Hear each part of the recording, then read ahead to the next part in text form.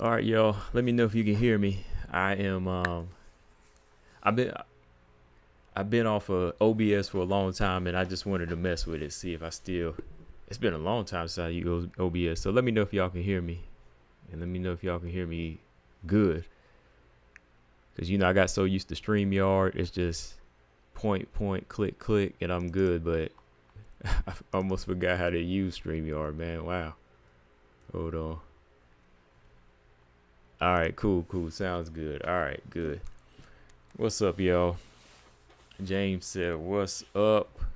And y'all can see the chat now too, right? Y'all can see it now, right? So that's one reason I wanted to bring it back because I used to do this before. Yeah, like a couple years ago. I just didn't feel like doing all this setup, but I said, let me go back to seeing how this thing works out. At least y'all get to see the chat like later on now. So yeah, man. What's up? James said, what's up? You going to educate these guys about that elite striking tonight? Yeah, we got to talk about that. We're going to talk about that. Basketball for dummies. What's up, man? Marcus Bell, of course, in the building. Paul, he says, sounds good. Cool. So yeah, let's get into this thing, man. Give me 1 second. All right, make sure y'all hit the like button, because something about OBS kind of lags a little bit for people to jump on. Easy, what's up, man? There we go. Yeah, I wanted to try something I haven't done in a while. And I used to use OBS all the time, but then when I found out StreamYard was easier, man, I was doing that thing all the time, everywhere. So much easier. Hold on. The thing about OBS is quality is a little bit better with some things. Like I can put the chat up here, or I can slide images in and out real fast with OBS. That's what makes it easier. On that note, But as far as like just starting a stream and getting it going, you use StreamYard for that. But yeah, man, let's talk about this card, this UFC 300 card, man. Let's talk about some of these fights here. Hold on 1 second. Yeah, y'all can see the image, okay, right? Let me shorten that up. Yeah, see, I gotta mess with this thing. It's been a while. There we go. Okay. Cool. Clicking and dragging. There we go. Yeah, let's talk about some of this, man. We had some action, man. We had some good action. I can't lie, man. UFC 300 turned out to be all right. Wasn't a bad card. I enjoyed it. The WMMA fights, they paid off. I mean, Kayla fight was what it was, right? I'm not coming out here, saying Kayla's ready for this and that yet, man. We still got to see a little bit more, right? So yeah, I want to just kind of run through a little bit of the action with Weili too, because I didn't talk about that last night after, I didn't get a chance to jump on yesterday. I was kind of busy yesterday. I wanted to discuss Jan's performance, but let's talk about Kayla first, man. Let's talk about Kayla and Holly first, since James bringing it up. Kayla saying Rocky might be hurt. Yeah. I mean, look. First off, with Kayla Harrison, I ain't gonna take away from the win. No, like as a fan, I was picking Kayla. I mean, I was picking Holly Holm. Of course, I want to see my fighter win, right? But I knew what could happen. I definitely knew the situation. Like Holly Holm was 42. But at the same time, I'm thinking maybe Holly's going to do something different. Maybe this one time she'll do something different. She had people in her corner to show her what to do. Get her to a place where she might feel comfortable with her range again. Working with Chris Cyborg, some people thought it would pay off. I wasn't too sure. I wasn't too sure myself. I said maybe, but it's not like you got Chris Cyborg in there. Like Chris Cyborg can show you some stuff, but it's not like Chris Cyborg is in there. So big difference. Still gonna be a big difference because Holly's not the same fighter like that. Like, she's not gonna execute the same way, right? And she didn't. She admitted it. Like, they had a game plan, but she lost focus. So, okay, she lost her focus, and that's what happened. But no excuses. No excuses. She lost the fight fair and square. I mean, you take it on a big, strong Kayla Harrison, who said I believe she got up to 160 something, maybe like 160. So, if, like I said, as long as she can make weight, as long as she's feeling good at the weight, hydrated correctly and wasn't feeling too lightheaded or anything like that, she'd be able to execute, and she did, man. So it's on Holly, man. Like, Holly had a good team to get her where she needed to be, but again, no improvements and no evolution. And that was brutal, man. I'm telling you, that beating, man. Hold on, plugging my charger in just a second, y'all. I mean, that was brutal, man. I mean, I thought she was about to get stopped in the first round. I thought the referee, he could have went on and jumped in and stopped it because Holly was taking a straight beating. I mean, them elbows was vicious, man. And I mean, a lot of people can take a lesson from how Weili and Kayla be throwing their ground and pound. I'm talking men too, because they was being savages on the ground. And Holm, man, like, I don't know what she was doing, man. Like, they had a game plan. Like, why try to force the clinch? Why accept it? Right? Like, that's the difference between her and some of these fighters nowadays that people will call boring. At least they have an IQ to say, I'm going to execute my game plan. Like, I'm going to go through with what I'm going to do. I don't care if you don't like it, but I'm not going to let somebody that's stronger than me ragdoll me or bully me, So same deal here. Like, Holly's thing should have been, okay, every now and then I might have to clinch up, but my main game plan should be to stay on the outside. But really, at this age, man, at 40, 42, there's really nothing that Holly's showing that makes us say she'll change. The evidence is there. What is her record in the UFC now? What is it? Like, man, should I even pull that thing up? Should I even pull that record up? Hold on. It's not good. It's not the best. But yeah, with Holly Holmes,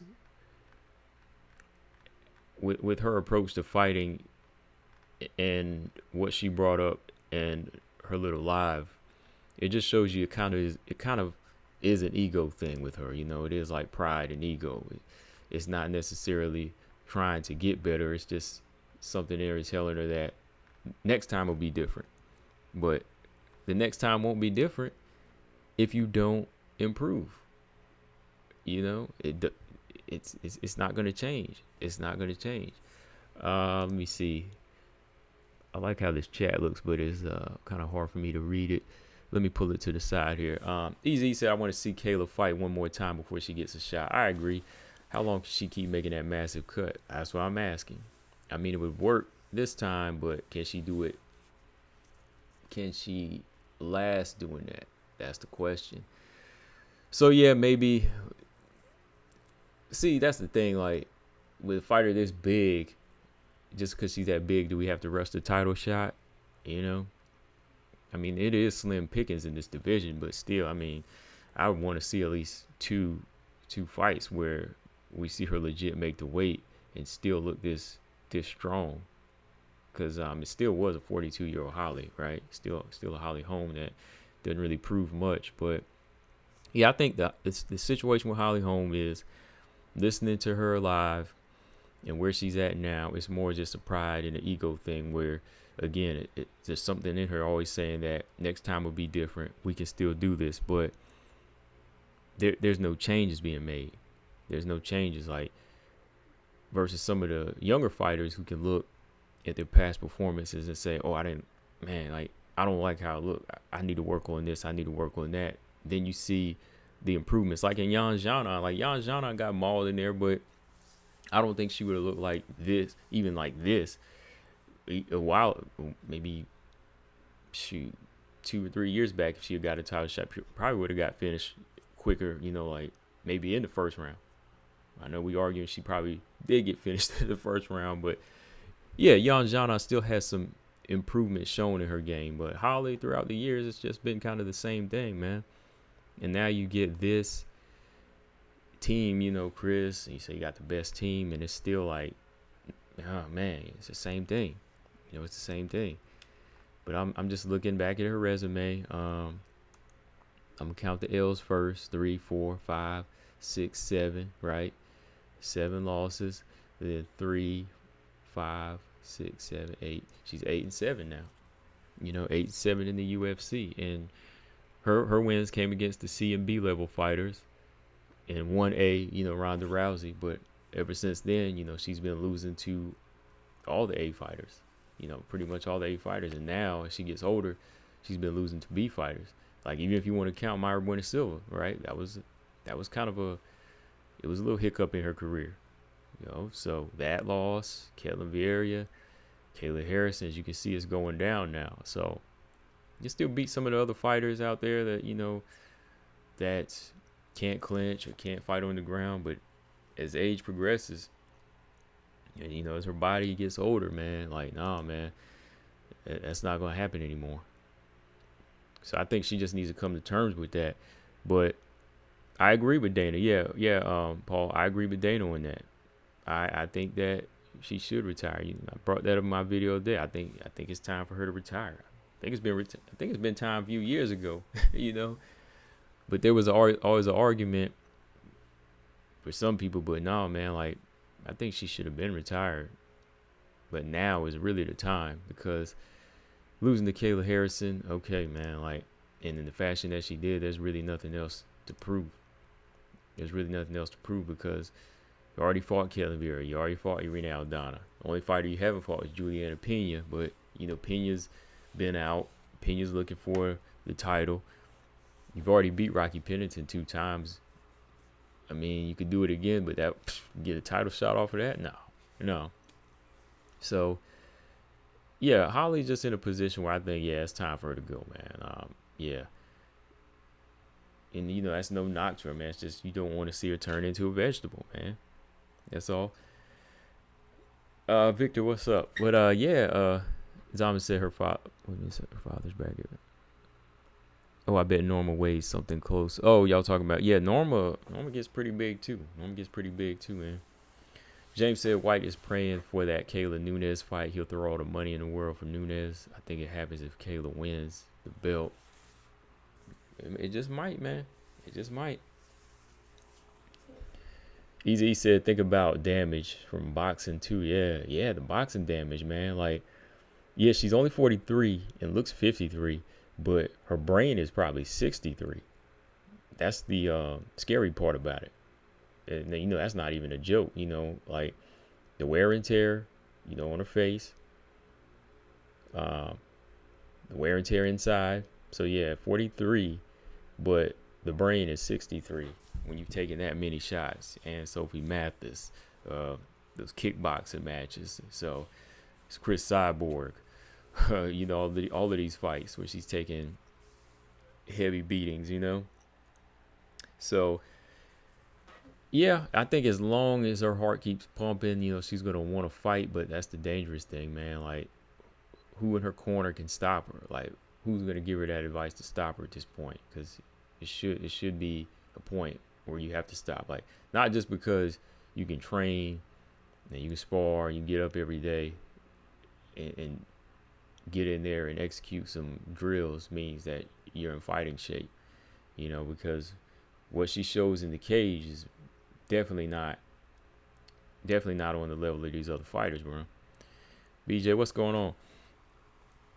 But we'll see what Kayla does. As for Holly, as for Kayla, excuse me, we'll see what Holly does. As for Kayla, yeah, I was saying the same thing last night, Easy. I mean, I'd like to see her do one more fight. You know, let's see Kayla Harrison just do one more little fight. You know, I want to see if she can make weight, because really, really what it comes down to with Kayla Harrison, the battle is going to be the weight, I think. Like, I don't really see anybody at bantamweight giving her trouble right now as far as takedown defense or like elite striking, or even like anybody that can hang physically right now. I mean, maybe Ketlin Vieira because, you know, her size. Maybe Macy Chiasson. I don't know. I know, BJ, you think you brought that name up, right? Macy Chiasson, maybe. But even then, like, Macy Chiasson, like, she's been having rough fights at 135. Like, I believe, you know, when Macy fought her first fight at 135 against Lena Landsberg, you know, she was kind of flattened. She lost it. But you see with Kayla Harrison, like, her first fight at 135, you know, she was explosive. You know, so when it comes to explosiveness, speed, as long as she can make the weight, you know, I think Kayla's good on that. You know, opponents, you know, as far as opponents, you know, she'll be able to stack up against them because, yeah, pure strength against a lot of these women that just don't have that same freakish strength. Same as Andrade, you know, that type of power. A lot of women can't take that power or strength. You know, Kayla Harrison will be able to bang through some of these girls. You know, if she did Holly like that, Irene Aldana doesn't stand a chance. Irene Aldana would have to have Joanna's takedown defense times 10. Okay?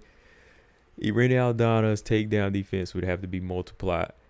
You have to multiply Joanna's takedown defense at least times 7 or 8 for her to have some success against Kayla Harrison. That's for Irina, right?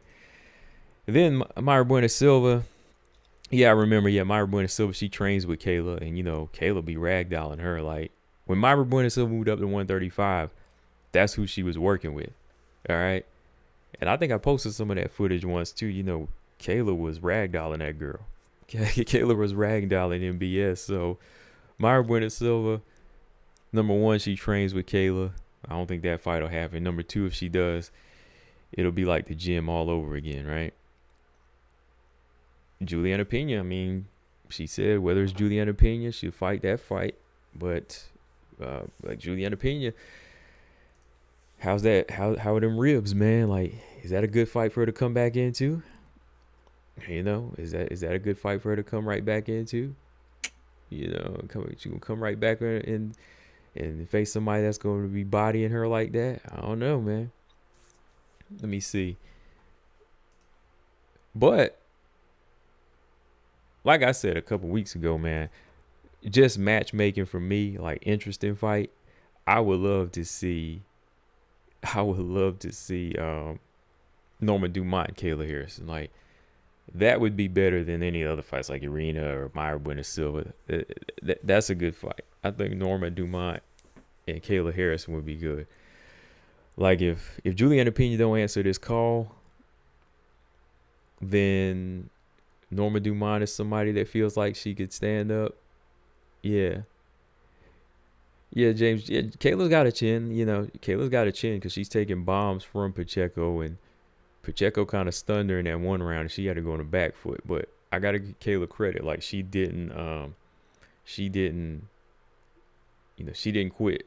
She didn't quit. She was just outmanned in that third fight. But yeah, her chin is holding up. You know, punch resistance is good. It all just comes down to how she'll be if the weight cuts progress on, you know. But she's going to have to be strict on that diet throughout her bantamweight career. She's going to have to be stricter on it, you know, which she has cut some things out now. Just have to keep them cut out for the next few years now, whatever it is. Aldana got reached, though. Stop being so simple, Zaman. What Zaman say? Zaman said Aldana is flat-footed. It's the easiest possible fight for Kayla. He said that's round 1 TKO.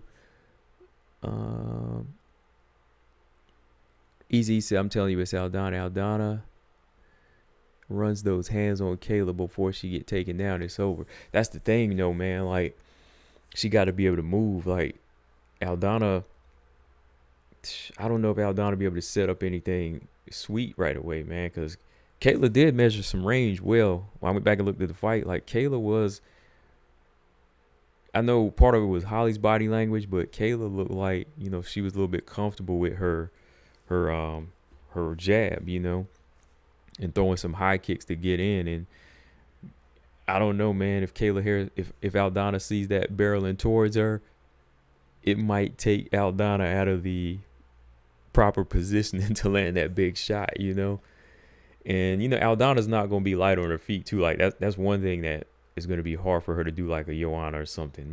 Like have that type of takedown defense and bounce and move out your way.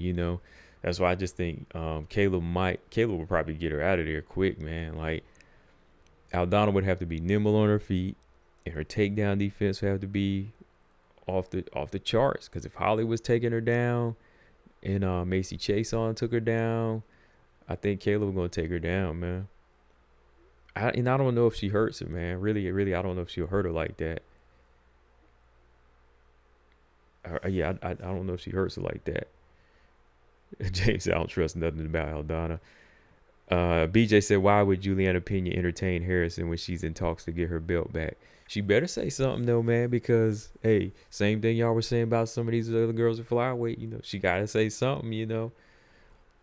She better say something, because if she don't, Kayla Harrison about to step in and get her shot. Or if Pena don't make an argument to either call her out or blow her off, they're gonna set her up to fight. See, at least Macy Barber talking, Macy Barber making excuses. She's Manon is boring, I don't want to fight her. She'll say something like that at least. She better acknowledge it. So she better do something. I know, but Macy don't want that Manon smoke, but Juliana Pena, if she don't want that Kayla smoke right now, she better make that argument and say, this girl don't deserve a title shot. At least Rocky acknowledged it and said, hey, this girl better not be getting no title shot yet.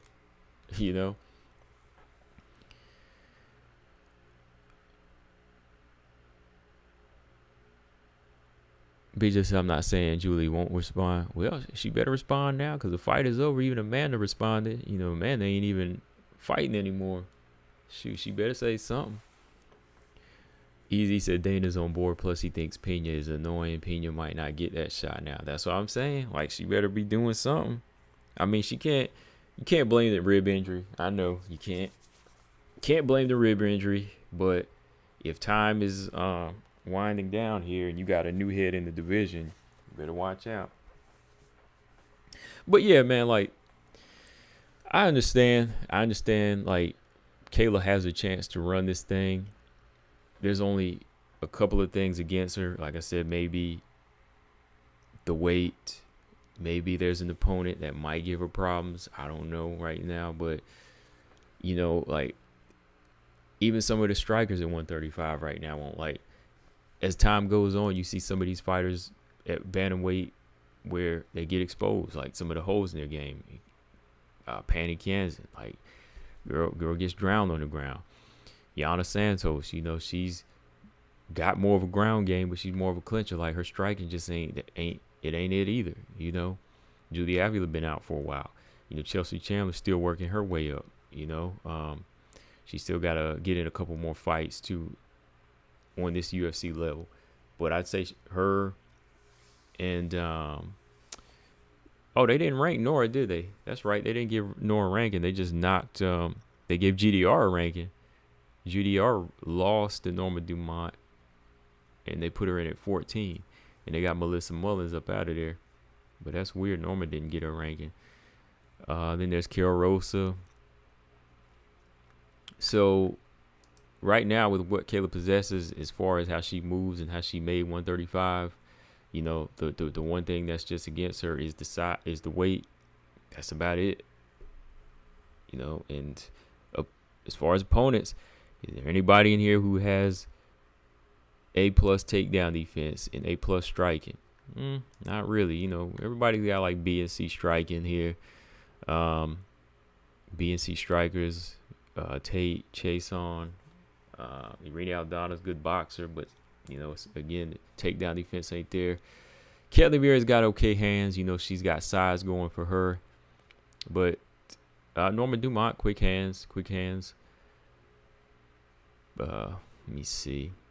So yeah, Kayla's got potential to get this division. She definitely got potential to get this get this belt here. And yeah, it might add a little excitement to the division, but still, like, I'm not like most people that's going to say, oh wow, she's going to do it all by herself. No, like, we all have been saying 135 is dry. It still is dry. We just got a little rain cloud coming in, right? That's it. You know, it's not like 125 where it's flooded. You know, we get drenched with fights over there. It's okay. It's okay that we got somebody in here, but, you know, let's don't overdo it and say, oh, Kayla's a superstar and Kayla's got this and Kayla's going to be the GOAT. Because some of y'all, you know, whenever Kayla beat Holly, y'all act like that was it. Like, she already won the belt. But I'm like, no, man. Like, there's still work to be done. There's still work to be. This was just a UFC debut. This wasn't it. Like, there's still some things. Like, hey, got to make weight. Got some other opponents to fight first. You know? I know we want to see Bantamweight. Get resurrected. But, hey, man, like, it's going to take more than just Kayla. Because I want to see some competition for her, honestly. Like, I think she probably will get the belt by the end of the year if she doesn't have trouble making weight. She will. But other than that, no, I mean, it's weird how this one win made people forget, too. Like, she had a chance to be shooting for greatness that was right there in her hands, too. The weight cut wasn't as rough either. You know? Like, PFL, like, because to me, honestly, like, if she had stuck it out at PFL and took this Chris Cyborg fight and, you know, kept it moving at featherweight there, I would have definitely started giving her credit and been like, oh yeah, like, you ready to fight Chris? If you beat Chris, oh yeah, she definitely gonna get it. But just like she said in the post fight, she said she walked away from millions, and I'm like, why'd you walk away from millions though? You know, like, why walk away from millions over here and there's a legacy on the line, then come to the UFC where you might have trouble making weight, you know, like where the weight cut is going to be harder. Look, that's what had me scratching my head. Okay, like, winning at PFL and Bellator, and with the possibility of beating a Chris Cyborg and taking her belt, and you being able to shut her up, that would be fulfilling, wouldn't it? Amanda did it. You know, people were saying Amanda couldn't beat Chris Cyborg, and everybody was saying Amanda was scared of her. What did Amanda do? She faced her head on. You know, Amanda said, okay, y'all keep saying I'm scared of her. I'm going to fight her. And what did she do? She beat her. And that's why Amanda walks around smiling. You know, that's the one thing Amanda can do. Like, hey, she might have lost to Juliana Pena once. She came back and beat her, but when it came down, when it was getting rough, Amanda Nunes was fighting. That's why she can walk with that smile on her face and say, hey, I got this victory over Chris. But, you know, Kayla, you know, she's here now and she could be UFC champion, but is that really sweeter than that opportunity of millions and having to be able to shut the girl up that likes to bully? You know, so that's what I'm saying. That's what I'm saying. Do I think she becomes champion here? Very highly possible, of course, because the competition. I just hope she doesn't hurt herself, you know, as far as making the weight. Cause, yeah, it's a big cut. I still keep in mind what she said before, you know, about having to cut her legs off to make the weight because she was so big, right? So I still remember that. Still applies because as you get older, it's harder to cut the weight. So we'll see. BJ said y'all talking like Kayla is. Dang, hold on, I gotta scroll back up. BJ said y'all talking like Kayla is the only credentialed fighter in the division. That's what I'm saying, man. Like, everybody feel like she just ready to go, and that's it. She got the whole stamp. Easy said, I noticed that after seeing that performance, nobody is calling out Kayla now. No, nobody. I didn't really hear anything. I have not heard anything. Like, Misha Tate reacted to it, but I didn't look at how she reacted. What did she say? Yeah, I'd love to hear some call outs.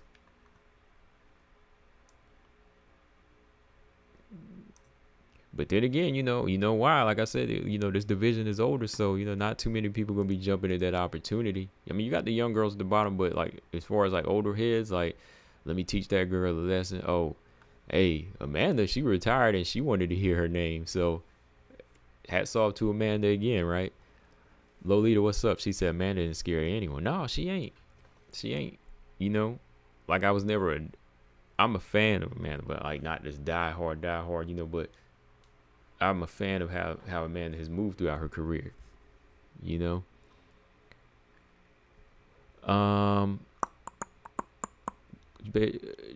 me see.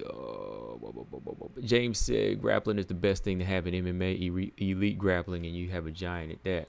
Yeah, man, your wrestling and your grappling base, having those, being able to be comfortable with those and have those credentials coming in, that's always a good thing, because you see when you're coming in with boxing, no, like you can't just come in with boxing. You can use the fundamentals of boxing, but it's hard to change a boxer into a mover on the ground. Like being on your back is a different story. Muay Thai is good, of course, because you got knees, kicks, and your stance. Kickboxing is good because you're moving your kicks and so on. But those sambo backgrounds and your grappling, jiu-jitsu, yeah. Okay. All right, so before I just run through the little quickie of Andrade Marina, what y'all think, man? Kayla's next opponent, title shot or who? If you had to pick right now, who would you put Kayla in there with? If you had to pick right now, y'all, who would you pick? Who you gonna put Kayla in there with next? Excited off her performance. She just beat a number 5 opponent. She want to get ready. She said she'll fight in June. She did say June, right? Dang, 2 more months? Dang, okay. June or July? Who you giving her? Juliana Pena? Or you giving her Ketlin Vieira? Who you gonna give her? Lolita said Juliana. There we go. Lolita said Juliana or Dumont. Either one. I like them both. Lolita. I personally, of course this ain't a stab at Juliana's heart or anything, or saying she ducking, but I don't think personally, Lolita, I don't think Juliana Pena will take that fight right now. Do you? It comes down to more of her position. Like I don't think she'll take that fight right now. But Dumont, I'm sure Dumont would take the fight. And I think Kayla would take the fight because she said she would just come back and fight. Yeah, Pena's not ready. Yeah. James Press said, how will Pena beat Kayla? That's a good question, man. How does Pena beat Kayla? Whew, man. How does she beat Kayla? Well, first off, she can't be reckless. And reckless is something that it's in her nature, man. Like, oh, man. She's got a good long jab, man. She just has to put that jab to work. See, most of these girls, they have to be able to adjust and turn into strikers, man. Like, strikers with good takedown defense or strikers with good defensive wrestling. And she's got good defensive wrestling. Juliana Pena's strong. But you're going to be taking on a bulldozer who's explosive. Your shots really have to count. Like, I think Pena dishes out, a good stream of thudding punches. But nothing like Amanda, man. Like, nothing like Amanda, Like, you got the club like Amanda. You got to be able to put people to sleep like Amanda. You got to be able to get the respect like Pacheco, Chris Cyborg. You got to have, brick written on your fist. You got to have brick. River Rat, what's up? River Rat said, I lost a lot of money on the Charles Oliveira fight. Charles Oliveira let me down. Hey, man. I was going for him, but it was tough to pick him, man. I didn't go in that one thinking he'd win, man. Sorry about that one, man. James Perez said Pena a better grappler than Kayla. She's a good grappler. I think that Kayla's a little bit smarter. I think Juliana Pena's a little reckless. Like, I think Juliana Pena's more experienced in some things, but I think Kayla, combined with strength. What's up, Six? I think combined with her strength and some of the choices that she's been making in there, MMA grappling, I would give it to Kayla. Especially with that ground and pound too, man. Her ground and pound is it's nothing to play with. Dumont, can Kayla push around Dumont? Could she push her around? I'm sure she has the strength to get to her, but I think Norma's strong as well. The thing is, I think Kayla's I'd probably say her gas tank might be a little bit better than Norma's. Focus. Gas tank might be a little better. Kayla's focus. Y'all want some real? Look, I'm going to be real. I give Kayla some flack, but if y'all want me to really match up some fighters, okay. I think speed, better on the feet. Of course, more UFC experience. I give that to Norma. But I think when it comes down to focus, I think Kayla's got a lot of focus, man. Like, Kayla's focus is just another level, man. BJ said Norma is a punisher, and so is Chelsea Chandler. Kayla ducked Chandler and Invicta. She did duck back then. She did. Because she could have had that fight before. But now, man, I'm just saying, like, both on the same page at 135. Kayla made the weight too. Kayla, she made it the first time around. And she came in looking good too. So it's gonna be hard, man. Like, when women are that strong, you got one freak of nature in the division. It's really hard to neutralize unless you have those proper tools. Elite striking, physical strength, and good takedown defense.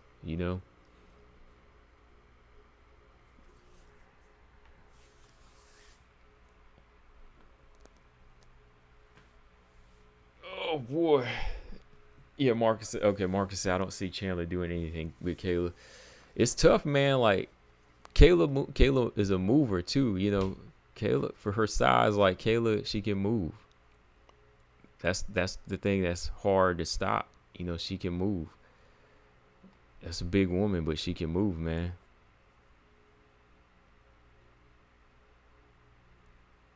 BJ in them all cap. Boy, BJ turned them all caps on. He said, so Kayla Harris is unbeatable. Yeah, look, I'm with you though, man. As far as, she's not unbeatable though. Look, I'm just looking at the lay of the land right now, and because that's the whole thing with me, BJ. See, my thing is, she's picked the right time to be at 135, and we all know what it is. Like, she's picked the right time, so I'm just telling like it is, BJ. Look, there might not be anybody to beat her here, but that's why she's here. That's my point. That's my whole point. Like, again, listen to what I said. Why leave millions behind? Why leave millions behind at the PFL when you have millions plus a good fight right there? I can't send the link now, BJ. I'm using OBS tonight. I pulled a BJ tonight. I'm using OBS, and if I was on StreamYard, I'd send it to you, but I can't right now, man, because I ain't going back and forth with that. It's been a while since I ran OBS, and I kind of I'm just getting back into using it. Now, if I was going to do StreamYard, but no, I'm not going to. I don't want to keep jumping back and forth with that echo because I have to keep closing one thing out. Let's see. Marcus Bell said Kayla is beatable. It's just the competition that's in front of Kayla. Thank you. That's all I'm saying. Like, thank you, Marcus. We're on the same page. Marcus said Kayla is beatable. It's just the competition. Again, as I said, look at what's in front of her. Like, that's the whole point. Like, right now, she picked the right time to be here. Amanda's gone. Amanda's gone right now. And, like past few videos I've done, some of these girls have been there and done that. So she's just here. So that's all it is.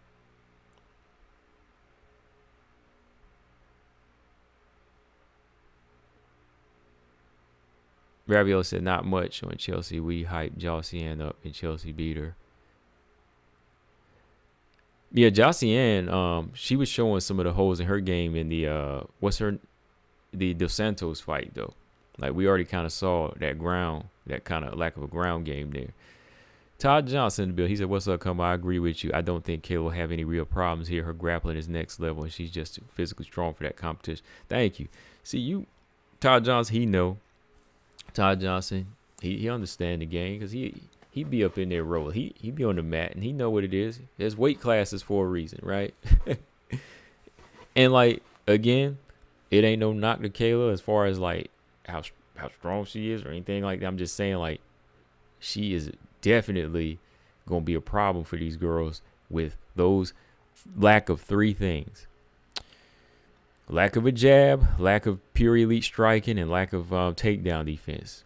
I know, Todd, you agree with me on that. Like, if you ain't got that in this division, somebody ain't going to beat her.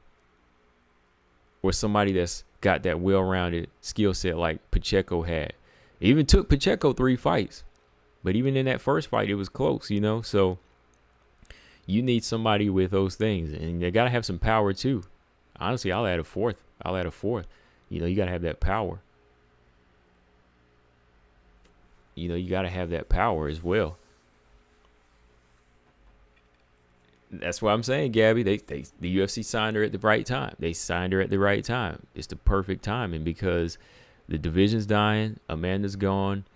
Some of these champions now are like some of these fighters are already in the twilight of their career, so she can come in and wreak havoc. You know, she can come here and wreak havoc. They walk away from millions over here, and Chris Cyborg just got signed because of the Bellator move. I mean, that would have been good setup, but now it's just this. But to me, I think a Cyborg fight would have meant more than bringing Amanda Nunes out of retirement. Let's be honest. Like, yeah, Chris Cyborg would have meant more because she was the long reigning featherweight champ for Bellator now, and she was there, and there was more significance to that. You know, Amanda's at 135, and this Phantom 145, but that would have meant more to me. I think as a whole it would have meant more to her legacy too if you could just go in there and beat Chris, because you could tell Amanda came back and beat Juliana Pena and Irene Aldana, but she was already ready to go. You know. Whereas Chris still keeps fighting and adding more to her game and, you know, boxing and so on. Yeah, you know, she holds weight. It would have been a good fight for Kayla, and if she won, definitely a legit win that nobody would knock, and we put her up there now. James said only Nunes and Chris would beat her. Yeah, no, that's why she is where she is right now, because Amanda's gone and Chris is at PFL, right, James? That makes sense. That's why she made this move. Yeah, they set up the perfect business move for her. I mean, but yeah, I definitely think she'll beat a lot of these fighters here because of that pure strength and that grappling. And it's no knock to these girls. It's just the fact that where they stand in their career right now and hers. Ravioli said, does Kayla actually motivate Nunes, or is she just talking? I think Nunes is just talking. Like, I don't think Kayla actually motivates Nunes to come back. I mean, to me, it wouldn't. You know, as somebody that watches Nunes and, you know, what she's done throughout her career, like, it would be more of just like another little cherry on top, but it wouldn't really add to the cake that she's already made, you know? Like, the cake that she's made is already there, you know, it's already stacked. It's layered. It's there on display in the bakery now. It's there now just to be taken in. But no, man. Like a Kayla fight doesn't mean anything for Amanda Nunes at this point.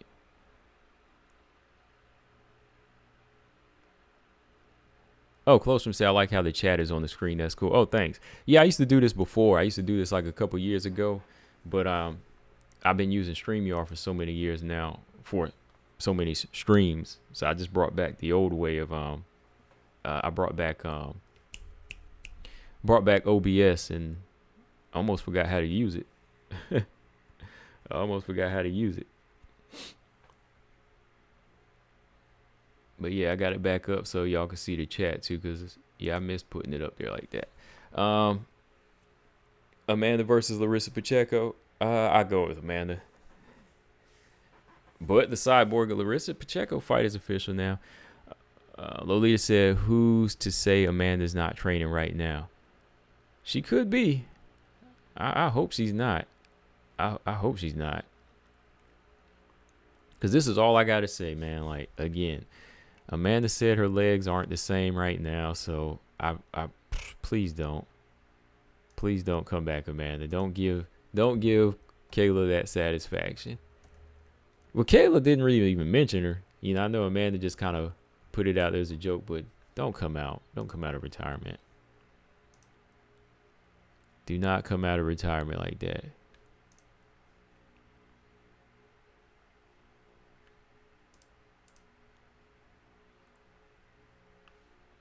All right.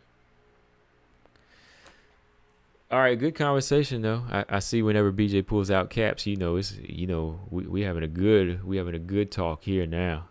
Easy said we not even really rocking with Kayla, just making conclusion based on what we see. It ain't no hate on other fighters. Exactly. That's it. Like, well, you know me. You know me, like, if I got my fighter in there, if my fighter's in the rankings right now, I'm gonna be talking to him like, are you sure you want this? I mean, we like 39, 40, and this girl's on a mission right now. She trying to use you as a stepping stone. Like, we seen better days. You know what I mean? Like, yeah, that's all it is with me. Like, we just coming down to the conclusion based on that. But I like these fighters, man. I like them. I like Misha. I like Holly. I was picking Holly. I wanted Holly to win. You know, even the girls at the bottom, man, you know. I want to see Chelsea do good. You know, I want to see Chelsea Chandler get up in there and make that fight. That was a fight that could have happened at Invicta.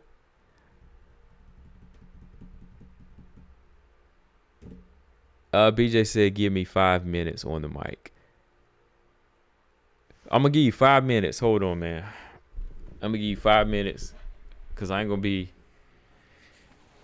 Hold on, BJ. Because I got to pull up StreamYard. I'm going to give this guy 5 minutes on the mic.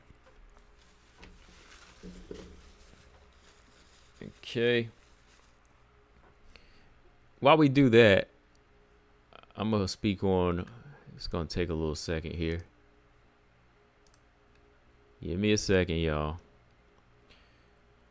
Because it's going to be hard to get that mic on there at the same time. Hold on.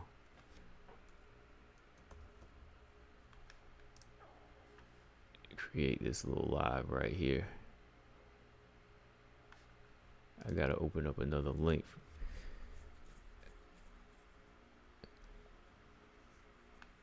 I mean, yeah, Brian, that's the best way to describe it. I wanted Holly to win so bad, but I knew this was going to happen. I kept coming up with scenarios on what Holly needs to do, which I'm sure everybody in her gym was telling her, like, this is what we got to do. This is what we got to do. And they execute. She said they came up with a good game plan. But that's the thing with Holly, man. Like, she pushed everything out the door. She pushed everything out the door. Eileen Perez is coming for that belt, Gabby said. All right. Oh, I forgot Eileen Perez in the division. Y'all better watch out. Now, again, we're not overhyping, but dang, man, Eileen Perez is in the same division with Kayla right now. Yeah, easy. I don't think anybody called her out, though, man. Like, anybody call out Kayla? I thought Macy Barber wanted to go up to 135. Oh, boy.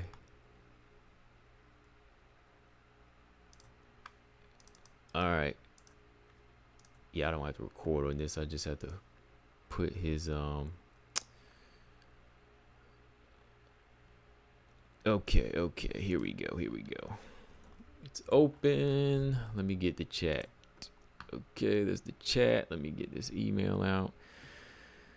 Okay, James said this guy thinks we give credit. That means we are fans. Yeah, it's not giving credit because look, I'm gonna tell you like this. Number one, did y'all forget the video I did like a little while back? Like, listen, VJ, did you forget this? You know, where I talked about how this division is dying right now. So, if somebody that's an able-bodied, big, strong, powerful woman comes into the division right now, she has the ability to take over right now.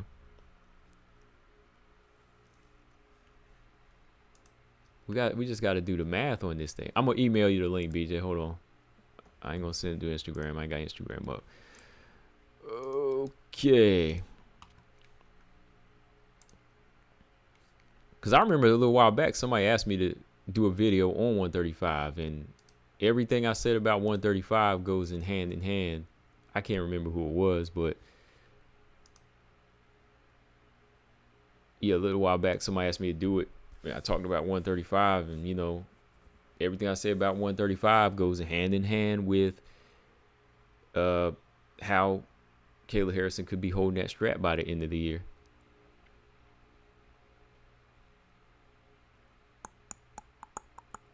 Nunes won't be the nail for long. Nunes is done, man. Nunes is done, man. All right. Okay, so in between. All right, hold on, y'all. Okay, hold on 1 second, BJ. All right, you can hear me though, right? Oh, I'm on mute. Look, you know how it is. I'm on OBS and StreamYard. All right, so.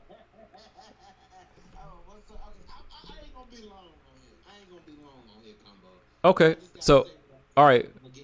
Okay, here's what I'm gonna do. I'm gonna mute my mic, and I'm gonna let you have it. All right. Yes, sir. Hold on 1 second. All right, man. This is what I find so crazy. This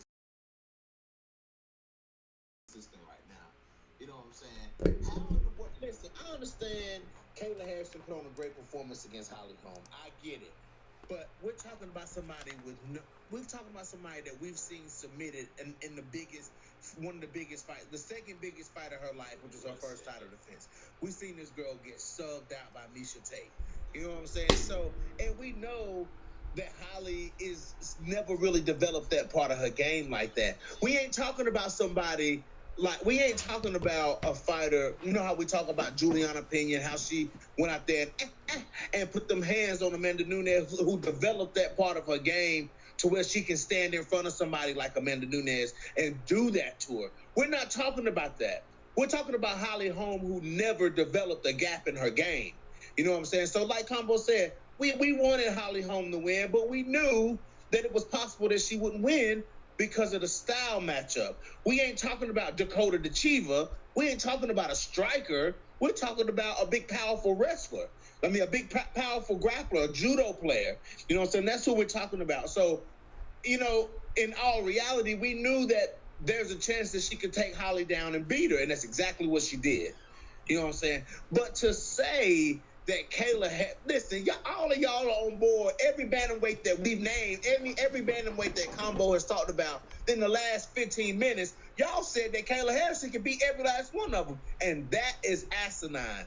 That is asinine right there. To say that she gonna beat all these UFC people, listen, man, these UFC girls have been fighting listen, bantamweight itself may be a dry division. There's not much excitement in the division. You know what I'm saying? But to say, but with it not being the much excitement in the division, we're still talking about the best bantamweights in the world. You know what I'm saying?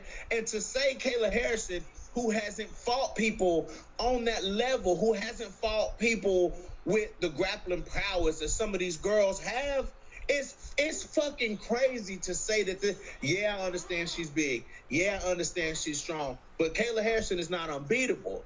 You know what I'm saying? Kayla Harrison is not unbeatable. And every bantamweight that Combo has named while he's been talking about Kayla Harrison in the division, most of the people in the comment section said that Kayla Harrison beats him. And I cannot sign on to that. I cannot sign on to it, Combo. I cannot sign up to it because I have to see more than her beating Holly Holm. Holly Holm got submitted by fucking Maida Bueno Silva. She got submitted by Maida Bueno Silva, a flyweight.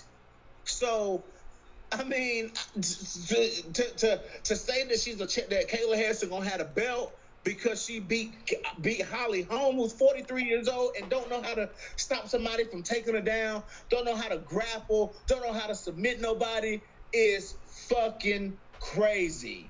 That is crazy, and I'm going to say it to the end. Until I see Kayla Harrison run through this division and submit multiple girls and beat multiple girls the way that y'all said she's going to do it, I'm not signing on to that. I don't care how big Kayla Harrison is. I don't care how strong Kayla Harrison is.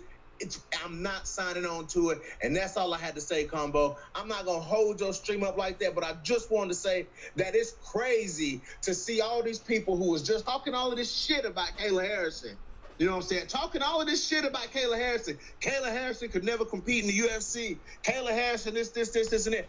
As much shit as y'all talked about Kayla Harrison, it makes y'all look fucking crazy that y'all sitting here and riding for this girl like that because she went in there and beat up Grandma Holly Holm. This is your boy BJ back from No Filter MMA, and I'm out.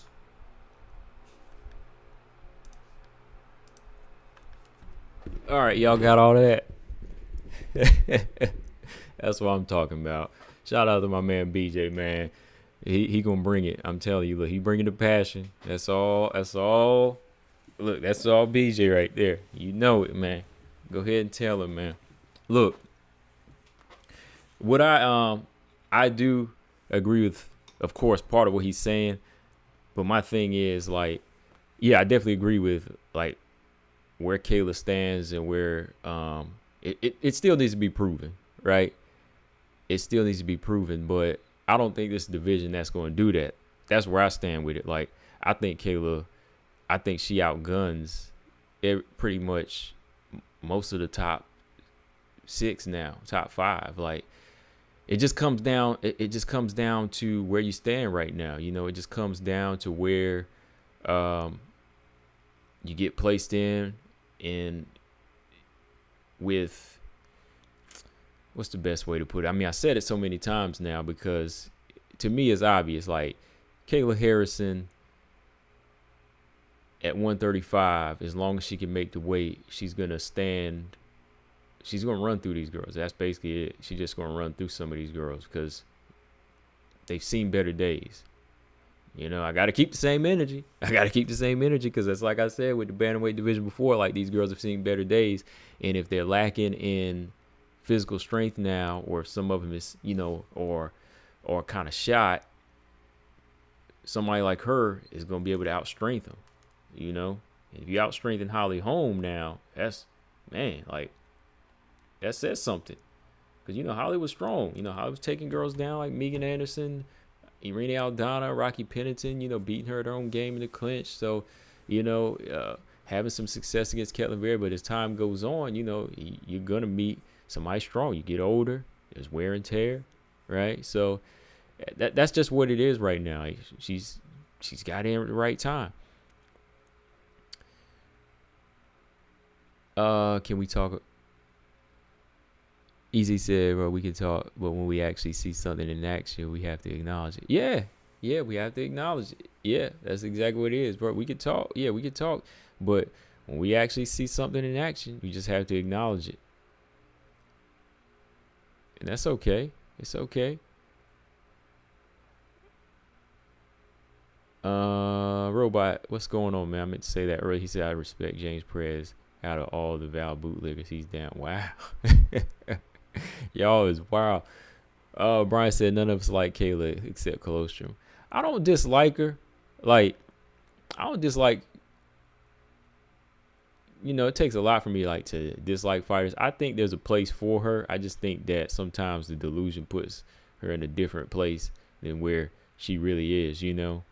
Like, I think her fights can be entertaining, but when you try to put them on the same, or when she tries to put them on the same level with like some of the other champions of today, it's just like, oh no, like that.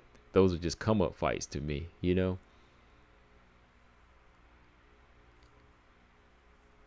Oh, Marcus Bell said, yo, Combo, did Ketlin get controlled on the ground by Yana? Oh boy, Ketlin, man, I gotta watch that fight again, man. That was I remember it being boring. I do remember it being boring.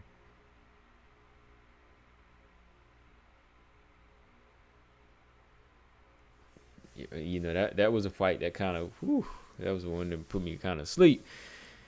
Okay, all right. Enough Kayla talk for now. You know, we'll revisit it. I'm sure BJ gonna drop that video. BJ, what's that video gonna be about, man? Like, I need to know, man, because I might do a video on it. Like, who we gonna match Kayla up? Like, who has a chance against Kayla? Give me the names that has a chance against Kayla Harrison too. All right. So yeah, let's jump to Marina and Andrade for a little bit. I'll be quick on this one because I wanted to talk about Weili too. That always turns into a long talk whenever, you know, when the fights like this are just over. You can't just run through them because we always gonna get caught up in the conversation. Yeah, so I know some people see Marina, they see Marina winning the fight. Some people say robbery. If you say Marina won, I can't argue that. But when you say robbery, nah, I don't see robbery.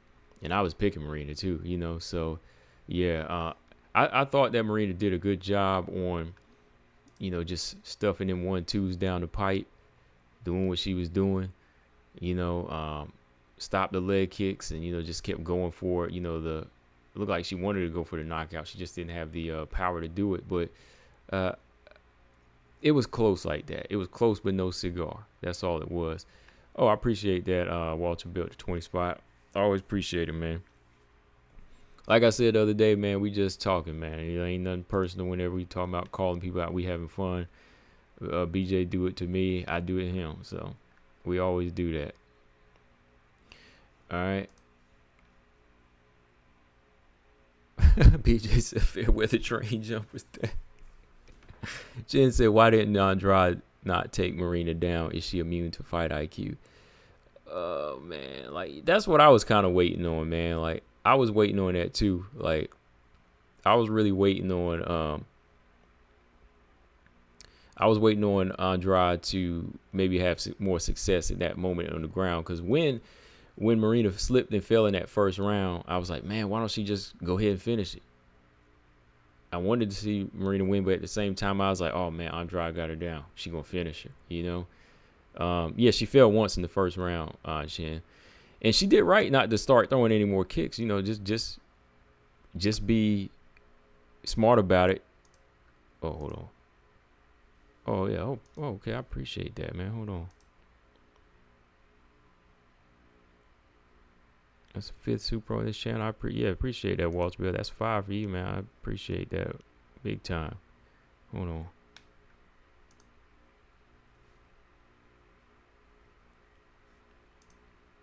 Okay, there you go. Yeah, I think that Andrade had her chance, but this was battle of the IQs too, man. Like, I think, you know, Marina outside of the cage, you know, in training, they're not really executing what she needs to do, man, when it comes down to trying to be that complete fighter. You know, she's depending on her hands for so long. Marina looked like a flyweight. You think she do? Not really. Like, she still don't look like a flyweight to me. Joanna looked like a flyweight to me.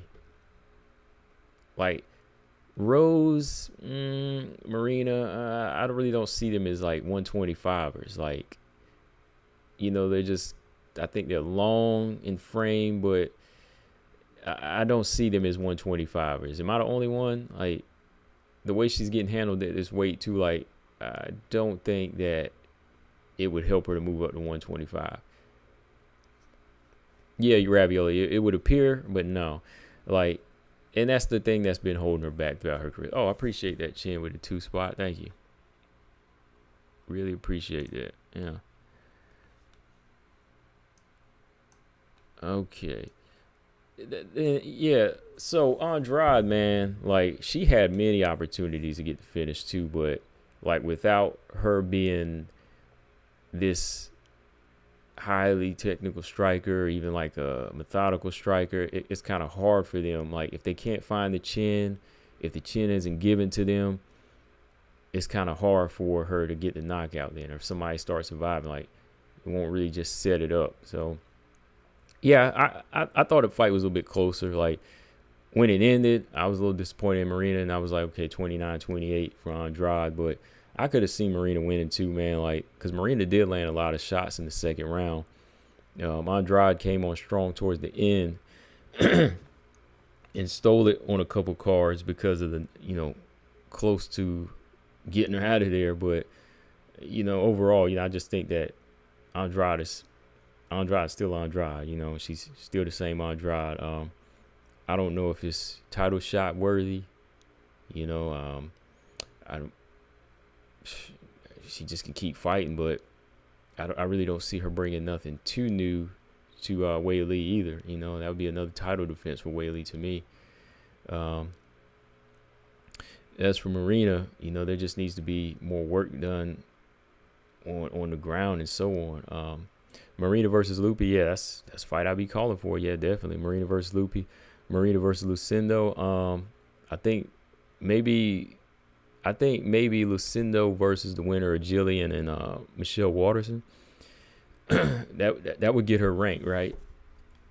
Maybe Yasmin Lucindo versus the winner of Michelle and Jillian. That's a good fight. And then eventually go from there. Maybe then, that's because I think right now with where Marina is, you're going to see her fight more the girls on the come up. She's kind of like going to be the higher version of, where Angela Hill stands,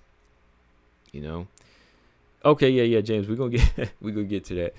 Yeah, because I already did a video talking about this too. So yeah, Marina can still beat some. She can still beat some of the C's, some of the B's, but no. And yeah, BJ, I don't think no, she ain't a flyweight, man. No. Ebos is a flyweight, but even her, she looked like she'd be teetering to me. Like there's a point where I might say if it wasn't for her chin, I'd say go back down to 115. But Ebos ain't like this thick little thing that needed to move up either. So Joanna looked just so much more like solid to me, like more muscular, like a slim muscle frame fighter. Whereas like Marina and Rose, they just look a little bit thinner. Yeah, Marina's distance management, Todd, phenomenal, but that power just wasn't there. But yeah, let's talk about some elite striking here, man. So I really didn't do the post fight for this one because I had to look at the fight again and I was busy again. But yeah, let's talk about Weili and Jan here real quick, man. Let's go ahead and discuss this fight a little bit. All right, so shout out to Jan. Did a little better than I thought. Well, I won't say she did a little bit better than I thought. I think she did just about what I expected because there were some improvements in her ground game and, just a little bit. But like I said, the level that Weili's on as far as her improvements are a little bit higher, right?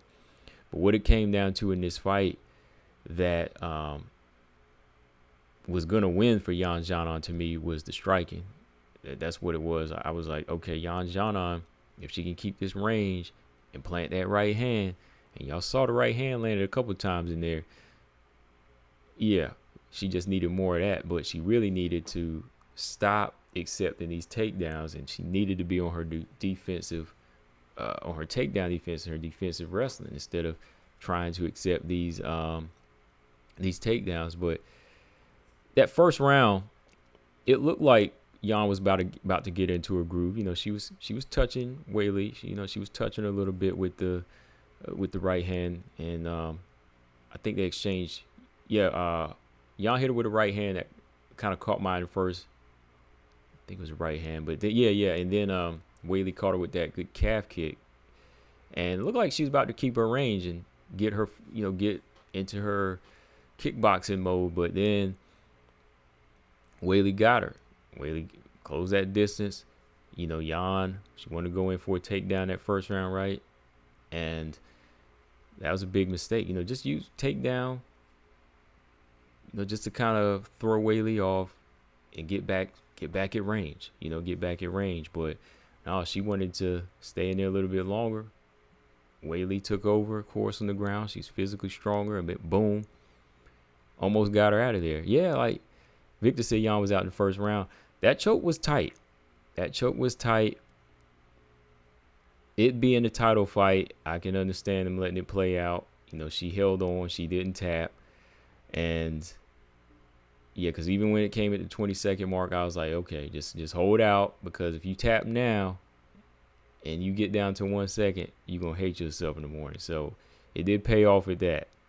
Might have lost a little oxygen to the brain, but she recovered, right? She recovered. You could argue she was out, but, hey, they gave her a little. They didn't even give her extra time. Let's just say it. They didn't give her no extra time, like past the bell or nothing like that. It was just she stayed in there, right? They gave her the chance, so she survived it. The second round, though, I clearly had to give that to Weili, but yeah, James, it wasn't off like her striking.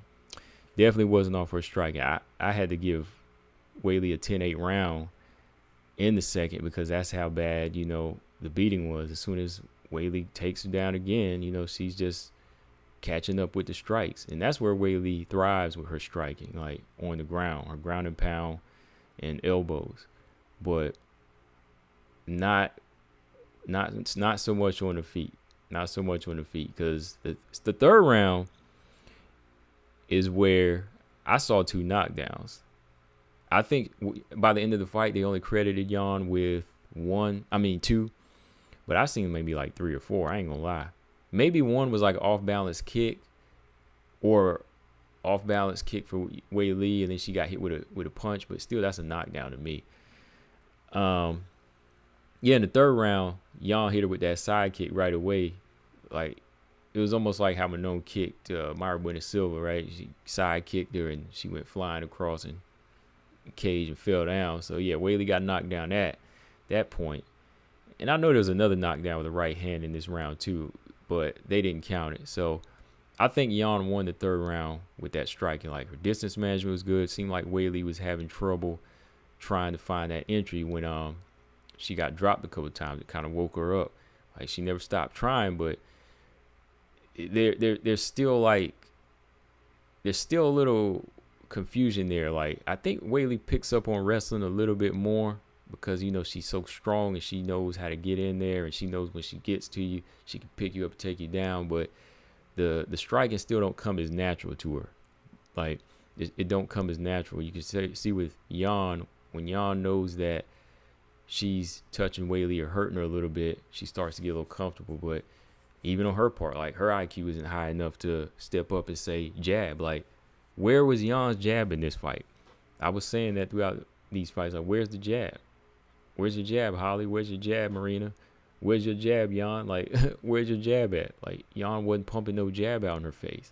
That's why her right hand wasn't, it was landing, but not enough. Like, she was not jabbing enough in this fight. Like, why are they making this so hard? Like, jab is the easiest punch to throw. Like, why are they making it that hard? You know, so Jan, she got herself around, but fourth round, she starts off nice. You know, Jan knocks Weili down this time with a good right hand. That was a clean one. That was probably next to the kick to the stomach.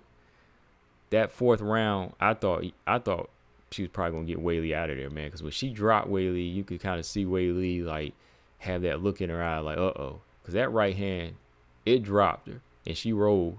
You know, she be rolling when she get dropped. So Jan does have that accuracy and that power. Okay. Can we argue that Weili might be a little chinny? Maybe, because when you're accurate and you put them shots down, she will go down. Like, yeah, like she will go down. Like Weili will go down in these fights from these shots, and it don't seem like it's taking much, but every time these fighters are like precise strikers, she'll go down in these fights. So yeah, that was a legit knockdown. But again, Jan, she let the opportunity go. And Weili just comes back in the round, steals it with ground and pound, man. She just started beating her up again, about have her concussed in the 4th round, man. Like, I see that right eye was swelling, and you can see that red in her eye too, man. I was like, oh, how many strikes he getting hit with? But yeah, I definitely had scored round 2 as a 10-8, but I almost wanted to score 4 as a 10-8. But last round, you know, Weili owned it with her wrestling. Like, she was never really able to match her with striking, so Weili went to that. She went to that plan B or plan A, you know, strong plan A of just staying in there and not trying to strike with her. But 4-1, I had a 4-1 for Weili. Zhang, I probably could have done better had she had jabbed her more, you know, stuck that jab in Weili's face, because Weili was there to be hit. You know, she was there to be hit.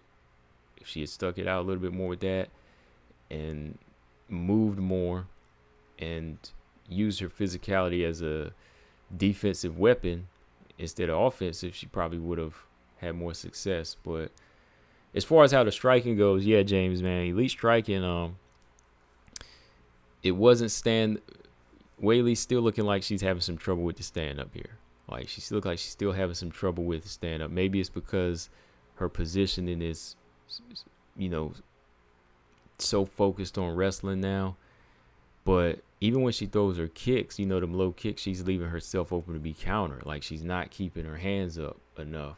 Like, maybe she's keeping them low so she can shoot, but if she's gonna go in for low kicks, she needs to keep her hands a little bit higher, you know.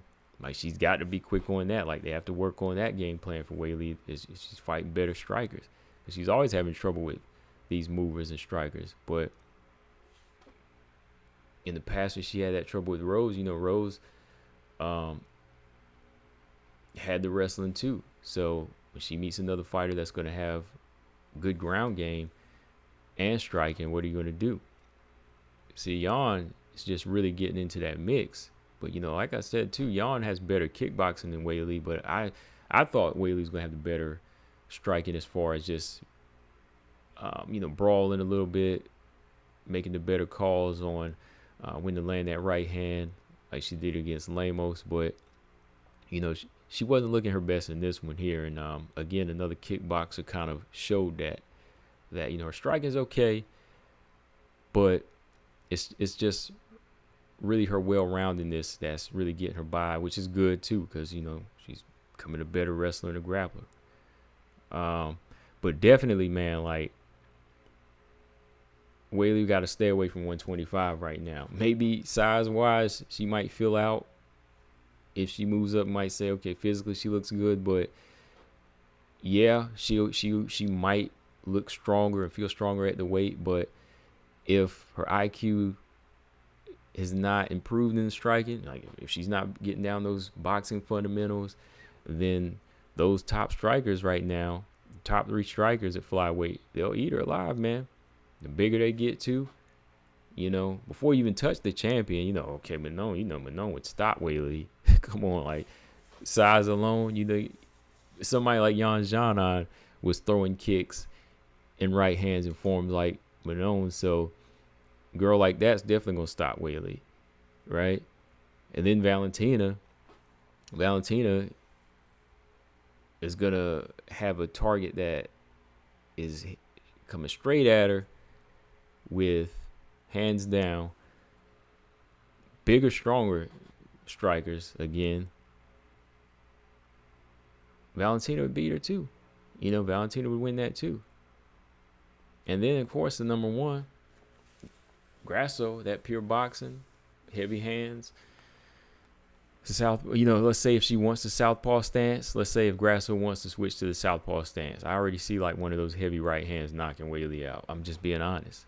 You know, I'm just being honest. Like, those hands on the fighters at the top, you know, are too much for Weili's style, because you ain't taking them down. Like, going by Grasso's size, okay, you might take her down because she has been taken down before, but you ain't taking Manon down. Styles make fights. If you bigger the girls like that, if Aaron ain't gonna take her down, you ain't taking her down. Like, you ain't gonna go to that. Like, if you start getting outstruck by Manon or getting outstruck by Valentina, you ain't taking them down.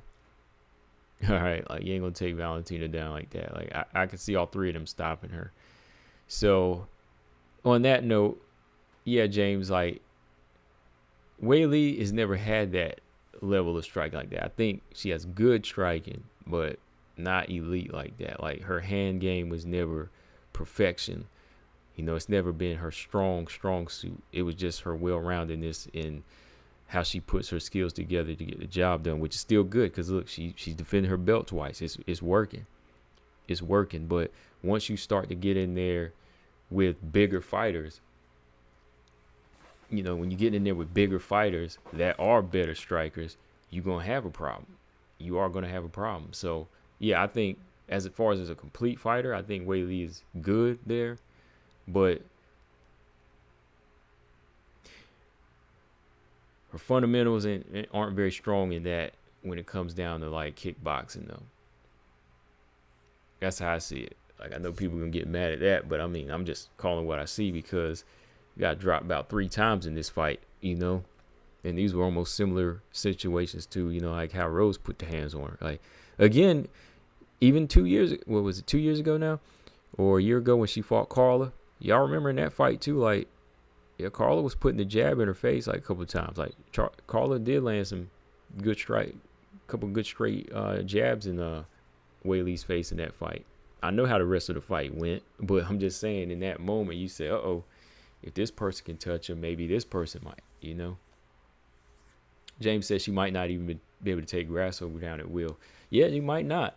You know, she might not at this point because as Grasso gets better and Grasso learns from the Valentina fights, you know, she might not be there to be taken down either, you know. She's going to have to go for a takedown against Grasso or any of them, like, but that's about all she would have. Like, she wouldn't be able to outstrike those fighters. Like, she wouldn't be able to outstrike them. Their striking is, you know, because again, even in this division with Jan, like I said, Jan is a better striker at that, you know, as far as distance management and throwing those clean shots. It's just that Weili's a much more stronger, advanced wrestler, grappler, and closer to complete at that. But where she's at now is definitely good for her. I mean, Weili's here at 115. I just don't think she needs to go up in weight. That's my point. Like, when she starts bringing up 125 and things like that, and I'm like, oh no. Like, y'all saw Grasso ring cage side too, right? Because she was doing UFC Espanol commentating.